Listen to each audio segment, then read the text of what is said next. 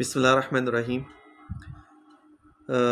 ابھی جو میں آپ لوگوں کے ساتھ ایک بات شیئر کرنا چاہ رہا تھا وہ اس لحاظ سے کہ میں نے کچھ کلپس دیکھے۔ ایک شیعہ عالم ہے، آن لائن بیٹھتے ہیں، فیس بک پہ بھی ہے، یوٹیوب پہ بھی ہے، میں نے کلپنگ دیکھی ہے، شارٹس میں بھی، ویسے بھی کوشچن آنسر سیشن ہوتے ہیں، لوگ سوال جواب کرتے ہیں۔ اب شیعہ بھی وہاں پہ بیٹھتے ہیں، سنی پہ بیٹھتے ہیں۔ اچھا، جس شخص کے بارے میں بات کر رہا ہوں، حسن اللہ یار ان کا نام ہے۔ کیپیبلٹی اس بندے کی یہ ہے کہ خود شیعہ جو ہے نا اس کو نہیں مانتے، ٹھیک ہے؟ وہ بھی شیعہ بہت سارے مجتہدین کو نہیں مانتا، ان کا آپس میں اختلاف ہے۔ تو یہیں سے کیپیبلٹی پتہ چل جاتی ہے کہ اس بندے کی کیا ہے، کہ جو اپنے مسلک کے لوگ اس کو نہیں مانتے۔ پرابلم یہاں پہ صرف اتنی سی ہے کہ اگر شیعہ اس سے کوئی سوال کرتے ہیں یا کوئی بات پوچھتے ہیں تو وہ تو چلو سمجھ میں آتا ہے، اس میں تو کوئی پرابلم نہیں ہے کیونکہ ان کے ہم مسلک ہے۔ لیکن اگر کوئی سنی وہاں جا کے کوئی بات کرتا ہے اور سوال کرتا ہے تو وہ مجھے سمجھ میں نہیں آتا۔ اس کی ریزن یہ ہے کہ مسلک ٹوٹلی ڈیفرنٹ ہے، کتابیں بالکل ڈیفرنٹ ہے، آپ کی فقہ بالکل ڈیفرنٹ ہے، آپ کی حدیث ڈیفرنٹ ہے، آپ کی ہر چیز ڈیفرنٹ ہے، آپ کے عقائد ڈیفرنٹ ہے۔ تو آپ کسی ایک غیر ایسے شخص سے جا کے سوال کر رہے ہو یا پوچھ رہے ہو کہ جو فقہ میں، حدیث میں، عقائد میں سب کچھ ٹوٹلی ڈیفرنٹ ہے، تو وہ آپ اس سے کیسے اپنے مسلک کے بارے میں سوال کر سکتے ہو جا کے؟ دوسری بات یہ ہے کہ بخاری مسلم جتنی صحاح کی کتابیں وہ نہیں مانتے۔ اگر ان کے اگینسٹ میں کوئی روایت ان کو پیش کرو گے صحاح سے تو وہ کبھی بھی نہیں مانے گا، یا تو راوی کو ضعیف غلط کہہ دے گا، یا حدیث ضعیف ہے، یا کوئی بھی کہہ کے اس کو ختم کر دے گا۔ اچھا، صرف سوال تک حد تک ہونا تو جو سمجھ میں بھی آتا ہے۔ پرابلم کیا ہے، اب میں کچھ عرصے سے نا ایک سوال بہت زیادہ وہاں پہ چل رہا ہے، وہ کیا ہے کہ حضرت ابوبکر شیخین، حضرت ابوبکر حضرت عمر رضی اللہ تعالیٰ کے ایمان کا ثابت کرو کہ جی وہ مسلمان تھے کہ نہیں تھے۔ اب اس چکر میں کیا ہو رہا ہے کہ بہت سارے سنی اس سے اس بات کو ثابت کرنے کے لیے اب اچھا ان کی تیاری کوئی نہیں ہے، یہ ایک ایسا مناظرہ ہو رہا ہوتا ہے، ٹھیک ہے، ان کی نظر میں۔ اب وہ کیا کر رہے ہیں کہ وہ اب اس کی تو نالج ہے، وہ جو وہاں پہ بیٹھا ہوا ہے اچھا خاصا پڑھا لکھا بندہ ہے، ٹھیک ہے، میں نے کلپنگ دیکھی ہے، اتنی تو اس کی استعداد ہے کہ وہ کسی سے بھی بات کر سکتا ہے۔ استعداد اس لحاظ سے میں کہہ رہا ہوں کہ وہ اس کی جتنی ابھی تک بات ہوئی ہے وہ صرف ایک عام لوگوں سے ہوئی ہے، کسی عالم بہت بڑے عالم سے نہیں ہوئی، کسی بہت بڑے مفتی سے نہیں ہوئی، جو مناظرہ ہے، جو مناظر کرنے والا ہے، جو مناظرہ کرنے والا ہے، اس کی بات کر رہا ہوں۔ ایک ہوتا عام، اس نے سنا، میرے جیسا سمجھ لو، اس نے سنا کہ جی اس کا سوال ہے کہ جی حضرت عمر حضرت ابوبکر کا ایمان ثابت کرو، تو اب لوگ کیا کرتے ہیں، تھوڑا سا مطالعہ کرتے ہیں، ایک دو آیتیں پڑھ لیتے ہیں کسی تفسیر سے، کوئی کتاب دیکھ لی، جا کے اس سے مناظرہ کرنے بیٹھ جاتے ہیں۔ وہ اور دوسرا کوئی سوال سامنے رکھ دیتا ہے، تیاری ہوتی نہیں ہے، پتہ ہوتا نہیں، نالج ہوتا نہیں ہے دین کے بارے میں، وہ وہاں پہ چپ ہو جاتے ہیں۔ اب جب چپ ہو جاتے ہیں تو پھر اس کی بات ان کو نہ چاہتے ہوئے بھی ماننی پڑتی ہے جو وہ کہہ رہے ہیں۔ مجھے ایک بات کی سمجھ میں نہیں آتی کہ بھائی مناظرہ جو ہے نا اس کا ایک پورا کورس ہوتا ہے، اس میں ٹیکنیکل چیزیں ہوتی ہیں، اس کی پڑھائی ہوتی ہے، اس میں کتابیں ہوتی ہیں، ہر چیز ہوتی ہے، پھر جا کے ایک مناظر بنتا ہے، پھر اس کے بعد اس کی پریکٹس ہوتی ہے اور ہر چیز ہوتی ہے، پھر جا کے ایک بندہ مناظرے کے لیے بیٹھتا ہے کہیں پر بھی جا کے۔ آپ لوگوں کو کیا لگتا ہے، میں صرف سنی لوگوں سے بات کر رہا ہوں، میں کسی اور سے میرا کوئی واسطہ نہیں ہے، آپ لوگوں کو کیا لگتا ہے کہ آپ لوگ یہ جو جا کے بات کرتے ہیں وہاں پہ اور یہ جو اس طرح کی باتیں کرتے ہیں، آپ لوگ اپنا کیا علم جھاڑ رہے ہو یا اپنی مشہوری کروا رہے ہو یا فیمس ہونا چاہ رہے ہو اس بندے سے بات کر کے ویڈیو کالنگ پہ، اور یہ ثابت کرنا چاہ رہے ہو کہ جی اچھا اب آپ لوگ جب جا کے وہاں پر بیٹھ کے اور اس سوال کا جواب دینے کے لیے بیٹھتے ہو نا، اس کا مطلب ہے کہ آپ لوگوں کو بھی شک ہے اس بارے میں کہ شیخین جو مسلمان تھے کہ نہیں تھے، معاذ اللہ۔ بھائی جب آپ کا ایمان ہے کہ وہ لوگ مسلمان تھے، بخاری و مسلم میں احادیث ہیں کہ حضرت ابوبکر نے کس طرح ایمان قبول کیا، حضرت عمر نے کیسے دعا کی، حضرت عمر کے لیے آپ صلی اللہ علیہ وسلم نے کیسے دعا کی، کہاں دعا کی، کیسے انہوں نے اسلام قبول کیا، جب ہماری حدیث کی کتابوں میں یہ ساری چیزیں موجود ہیں تو ہمیں ضرورت نہیں ہے پھر کسی کو یہ ثابت کرنے کے لیے شیخین جو تھے مسلمان تھے یا نہیں تھے۔ مجھے یہ بتاؤ کہ شیعہ اہل تشیع جو ہیں وہ کبھی بھی ان کو مسلمان مانیں گے؟ کبھی بھی نہیں مانیں گے۔ تو پھر کس چیز کے لیے آپ لوگ وہاں جا کے بیٹھتے ہو، ثابت کرنے کی کوشش کرتے ہیں؟ بھائی ہمیں ضرورت ہی نہیں ہے ثابت کرنے کی۔ کل کو اگر معاذ اللہ توبہ استغفار کوئی کہہ دے کہ جی آپ صلی اللہ علیہ وسلم کی نبوت ثابت کرو یا آپ صلی اللہ علیہ وسلم کا نبی ثابت کرو، تو کیا وہاں پہ بیٹھ کے ثابت کرنے لگ جاؤ گے؟ جو شخص یہ ثابت کرنے کے لیے بیٹھے گا نا وہاں پہ، وہ خود اپنے ایمان کا پھر جواب دے ہوگا کہ وہ مسلمان بھی رہا کہ نہیں رہا۔ اگر کسی کو اس بیس کے اوپر جا کے کوئی اگر یہ کہتے توبہ استغفار کل کو کہ جی آپ سے کی نبوت کو ثابت کرو، اور کوئی شخص جو اس کا جواب دینے کے لیے جا رہا ہے تو پہلے وہ اپنا ایمان ثابت کرے، وہ ایمان کو اپنے سنبھالے، پھر کیا آیا وہ مسلمان بھی ٹھہرا کہ نہیں ٹھہرا۔ بھائی اس میں تو کوئی شک و گنجائش کی بات ہی نہیں ہے، چاہے شیخین ہیں، چاہے حضرت عثمان ہیں، چاہے حضرت علی ہیں، چاہے صحابہ کرام میں جتنے بھی لوگ ہیں.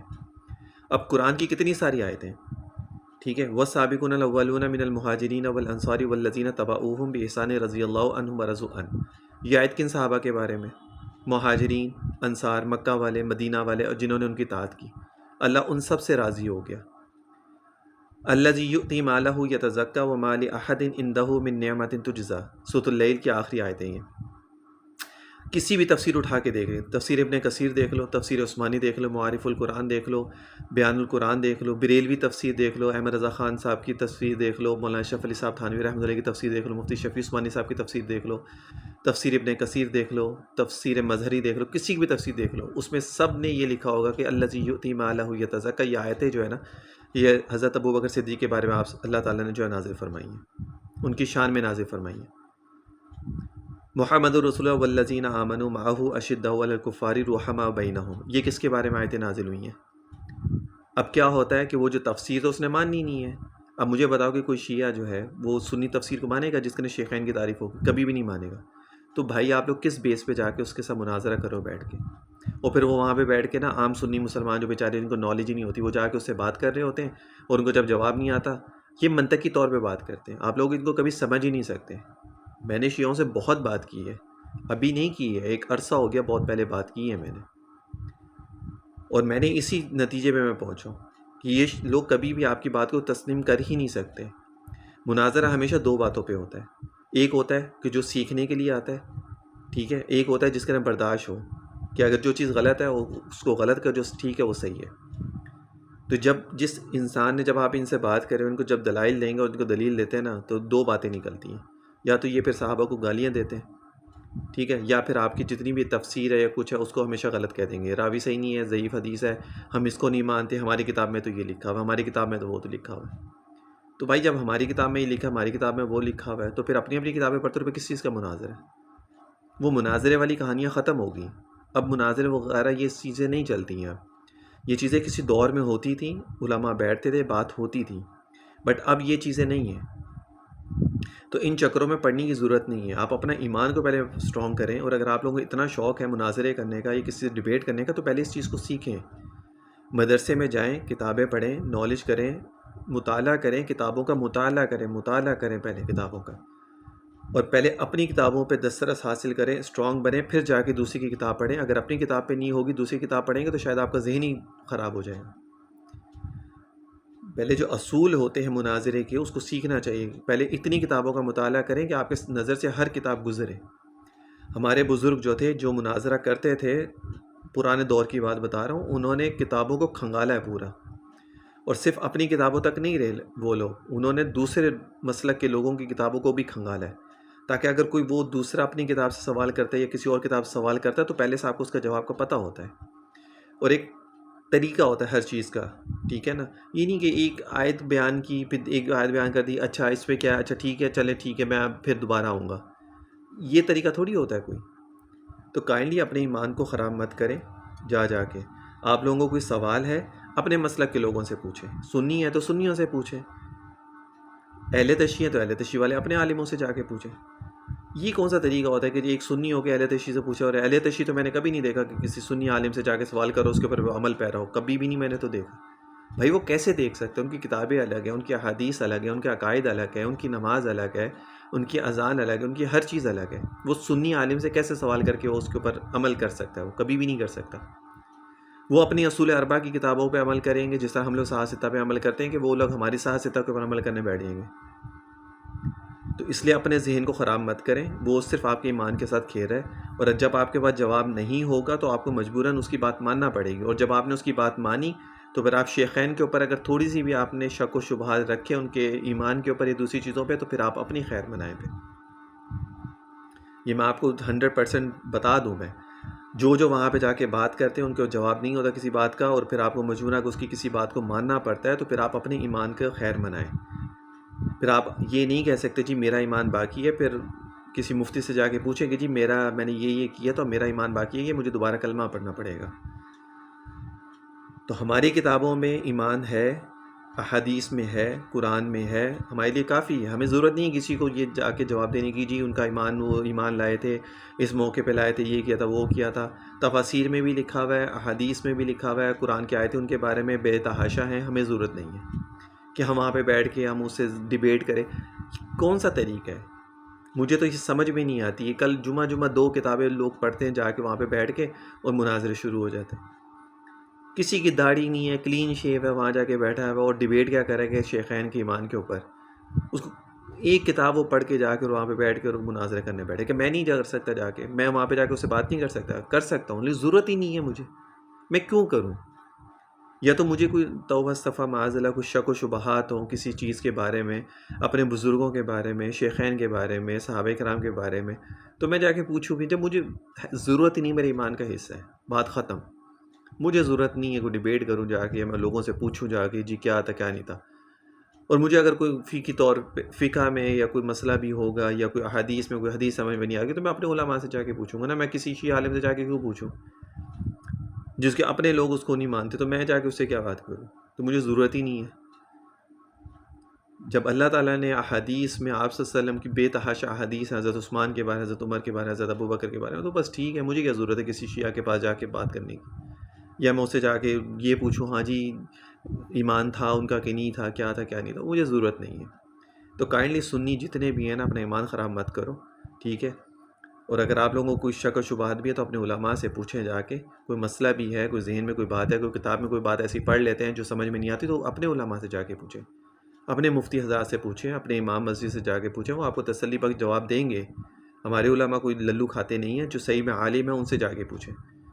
کوئی ایرے غیرے لوگوں سے نہ پوچھیں جن کو خود کو کچھ نہیں پتہ. جو صحیح عالم ہے اسے جا کے پوچھیں. آپ کو جواب بھی دیں گے، آپ کی تسلی بھی کروائیں گے، اور آپ کی جو بھی کنفیوژن ہے وہ سب کو دور کیا جائے گا.